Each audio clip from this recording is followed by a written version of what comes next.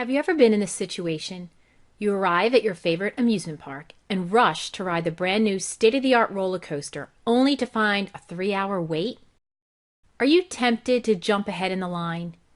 What prevents you from doing so? The answer is that it is usually your ethics. Ethics refers to the moral principles or values that generally govern the conduct of an individual or group. They can also be viewed as a standard of behavior. The gray area of ethics occurs when one person's standard is not the same as someone else's. Society's ethical standards are for people to follow the rules and not cut in line. In business, ethics are very important as companies must follow the unwritten rules to protect employee rights, the environment, and their customers.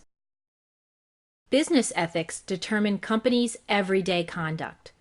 They include both laws and morals, which determine how an employee will act in the business world. Laws define the boundaries of what is legal and are the written guidelines that must be followed in society.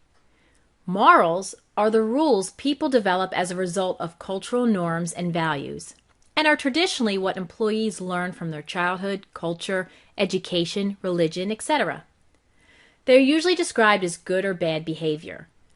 Would a salesperson have good morals if they pushed a product on a customer that they knew was not going to help them solve a problem?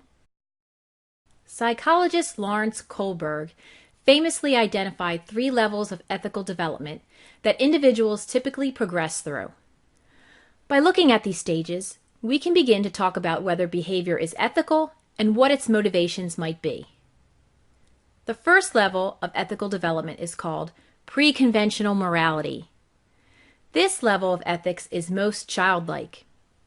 The best example would be to think of how a toddler acts during a day. They're very self-centered and only driven by rewards or punishment, such as a lollipop or a timeout. Most business people have already moved beyond this level of ethical development. Well, hopefully. The second level of ethical development is called conventional morality, which means behaving in accord with society's rules and expectations. This level is when a marketing manager would be concerned with breaking a law and how it could be viewed by outsiders. Another way to look at this is peer pressure or doing what others would do.